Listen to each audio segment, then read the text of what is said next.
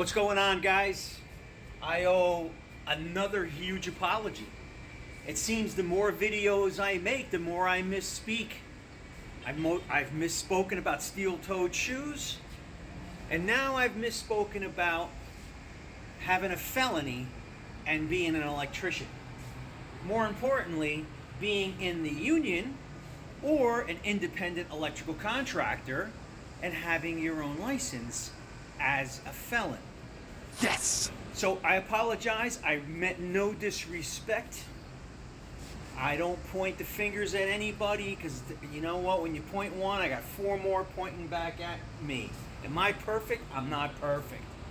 So I don't want to call anybody out, and I apologize if I embarrassed anybody more than I did myself. Now, that being said, though, I'm more concerned now because I'm always hiring different tradespeople, right? My parents hire different tradespeople.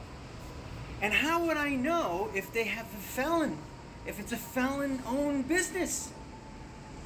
The amount of comments I got saying, hey, I am licensed, I've got a felon, I've been to the pen, I've been to prison, I got my license, I'm thriving. I'm in the union, I'm thriving.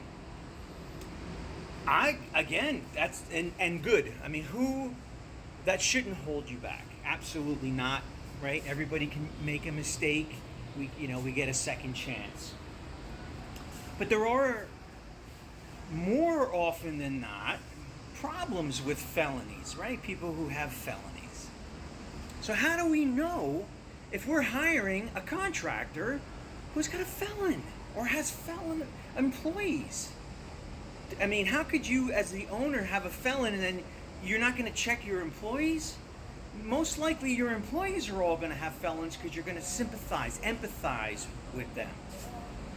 Well, I want to know that as a consumer. Before I hire you to come out to my mother's house, where she tells you where she hides the key, under the mat somewhere, and says, hey, could you go in and work? I trust you. I'll leave you a check on the table or whatever. Okay, you have a customer like that.